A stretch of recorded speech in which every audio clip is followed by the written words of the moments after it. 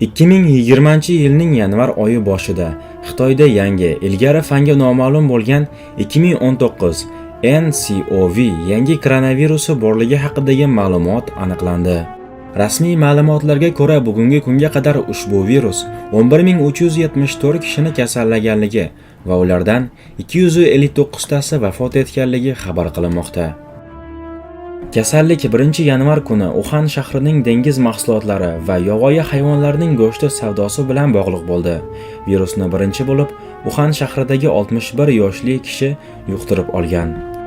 U Uxan shahridagi bozordan go'sht mahsulotlarini sotib olgani va kasallik bilan kasallanib qolganligi haqida xabar bergan va 9-yanvar kuni dunyodan ko'z yumgan. Ayni shu kundan boshlab ushbu kasallik bilan kasallangan va dunyodan ko'z yumganlar soni ko'payaverdi. Ayni damda ushbu kasallik bilan kasallanganlar boshqa mamlakatlarda ham uchramoqda. Ular Xitoyning o'zida Yaponiya, Koreya, Nepal, Tayvan, Filippin, Kambodja, Vyetnam, Shri-Lanka, Singapur, Malayziya, Avstraliya, Amerika, Kanada, Buyuk Britaniya, Fransiya, Ispaniya, Germaniya, Italiya, Shvetsiya, Finlandiya, Rossiya, Birlashgan Arab Amirliklari va Hindiston kabi mamlakatlarda uchramoqda. Ushbu kasallik tarqalmasligining oldini olish choralari har bir davlatlarda ko'rilayotganiga qaramay, u katta tezlik bilan tarqalmoqda. Koronavirus ushbu nom odamlarni vahimaga solmoqda, lekin ushbu nom kasallik nomi emas. Kasallikning asli nomi 2019 nCoV nomi bilan atalgan bo'lib, koronavirus ushbu virusning turkumidir. Ushbu turkumga kiruvchi viruslarning bakteriyalari korona, ya'ni tojsimon ko'rinishga ega bo'lganligi uchun koronavirus deb ataladi. Kasallik dastlab xuddi grippga o'xshash havo tomchilaridan yuqishi ta'kidlab o'tilganda, lekin oradan birmuncha vaqt o'tib ushbu kasallik buyumlar va ko'z shilliq pardasi orqali yuqishi ham ma'lum bo'ldi. Virus bilan kasallangan insonlar dastlab oddiy gripp virusi kabi isitma va quruq yo'taldan aziyat chekadilar. Bu esa kasallikni aniqlashda birmuncha qiyinlik yaratadi, chunki boshida ushbu virusni oddiy gripp bilan ajratib bo'lmaydi. Undan tashqari kasallikning belgilari birmuncha vaqt sezilmasligi mumkin. Ya'ni kasallangan insonlar dastlab o'zi kasallanganligini sezmay qolishi mumkin va boshqa insonlarga yuqtirishi muqarrardir. Deyarli barcha chegaralarda maxsus teplovizorlar yordamida odamlarni testdan o'tkazishmoqda. Lekin ushbu usul ham kasallikni aniqlashga 100% kafolat bermaydi. Ba'zi hollarda bemorlar 6 yoki 7 marta testdan o'tayotganda ularda kasallikning belgilari aniqlanmoqda.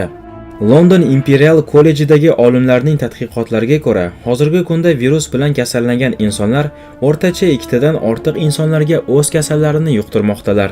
Olimlar hozircha ushbu kasallik nimadan kelib chiqqanligi haqida aniq ma'lumotga ega emas, lekin ushbu kasallik ilonlar va ko'rshapalaklardan yuqqan degan taxminlar bor.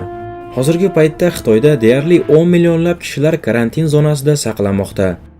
Ayni damda esa dunyoning barcha olimlari ushbu kasallikka qarshi vaksina ishlab chiqish uchun tajribalarni olib bormoqdalar. Rasmiy ma'lumotlarga ko'ra, bundan bir necha kun avval gonkonglik olimlar koronavirusga qarshi vaksina o'ylab topganligi haqida xabar berdi. Bundan tashqari Rossiya ham yaqin kunlarda o'z vaksinasini taqdim etish haqida e'lon qildi. Lekin ushbu vaksinalar birmuncha vaqt hayvonlarda sinovdan o'tkazilishi lozim. Ommaviy insonlarni emlash esa 1 yildan so'ng amalga oshirilishi rejalashtirilmoqda. Kasallikni oldini olish uchun esa hozircha faqat niqoblardan foydalanish, kasallangan insonlar bilan muloqotda bo'lmaslik va qo'llarni muntazam ravishda yuvib yurish maslahat berilmoqda. To'g'ri, hozirda holat ijobiy emas, lekin tez kunlarda ijobiy hal bo'lishiga umid qilamiz. Chunki insoniyat tarixda bundanda kuchli, millionlagan insonlarning hayotiga zomin bo'lgan kasallarga qarshi kurasha olgan. Shu haqida so'z boshlagan ekanmiz, keling ushbu kasallarning ba'zilari bilan tanishib chiqamiz.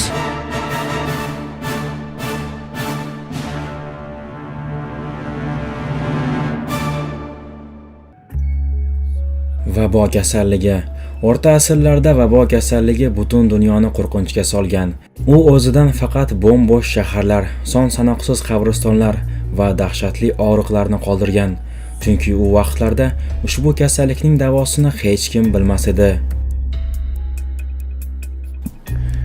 Ushbu kasallik bakteriyasi dastlab kemiruvchilardan insonlarga yuqqanligi ta'kidlanadi.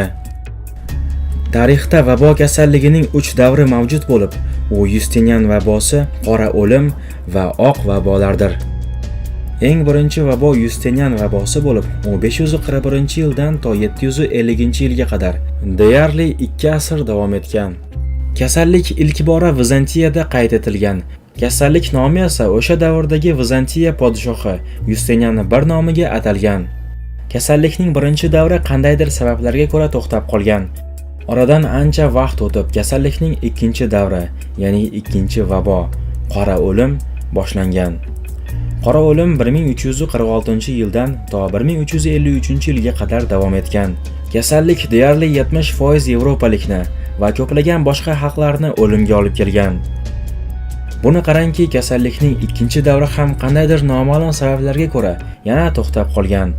Oradan yana bir muncha vaqt o'tgandan so'ng kasallikning 3-davri, ya'ni oq o'lim boshlangan. 3-vabo 1816-yilda Hindistonda qayd etilgan va Hindistondan butun Yevropaga, keyinchalik esa Eron, Yaponiya, Rossiyada qayd etilgan. Ushbu kasallik Turkiston o'lkalariga Afg'oniston va Eron orqali kirib kelgan. Ushbu kasallik bilan kasallangan deyarli 95% insonlar dunyodan ko'z yumgan. Kasallikni yuqtirib olgan bemorlarda kuchli bosh og'rig'i, gallyutsinatsiya, yaralar toshishi, ko'ngil aynishi, terining qorayishi, nafas olishning og'irlashuvi va o'lim bilan yakunlangan. Olimlar vabo kasalligi qancha insonning hayotiga zomin bo'lganligini hisoblab chiqa olmagan.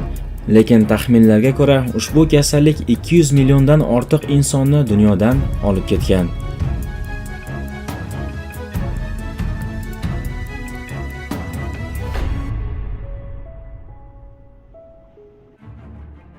Qora chechak kasalligi.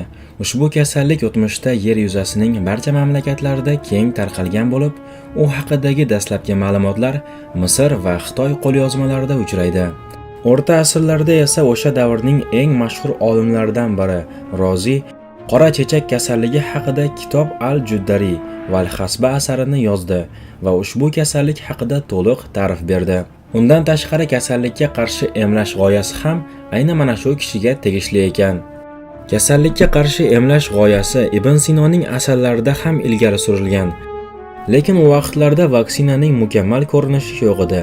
1779-yilga kelib ingliz olimi Edward Jenner qora chechak kasalligiga qarshi ommaviy emlashni taklif etdi va eng mukammal vaksinani namoyish etgan ekan. Ushbu kasal bilan kasallangan insonlarning tanasiga juda ko'p miqdorda yara toshishi, tana haroratining ko'tarilishi, bosh og'rig'i, suyaklardagi og'riq va o'limga olib kelgan.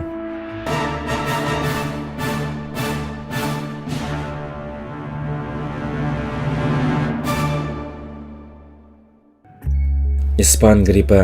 Ushbu kasallik ham kuchli virusli yuqumli kasallik bo'lib, u juda tez tarqalishi bo'yicha tarixda qolgan.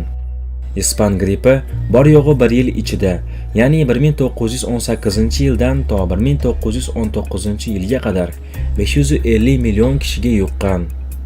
Ushbu gripp virusi ilk marta Ispaniyada qayd etilgan va deyarli 40% ispaniyaliklarni kasallagan.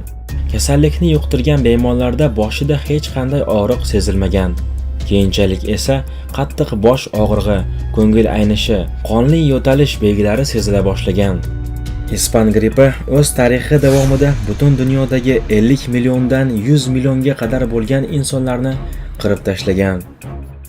Olimlarning aytishicha, ispan grippiga aynan Birinchi jahon urushi sabab bo'lgan.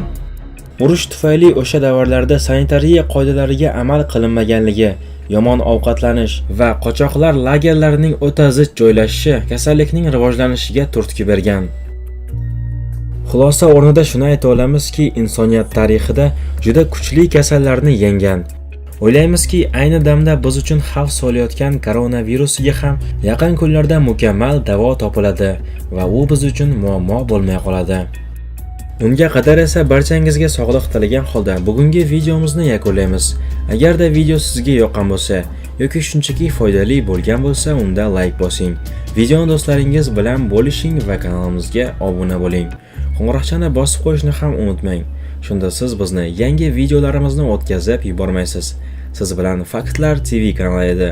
Keyingi videolarda ko'rishguncha, xayr do'stlar.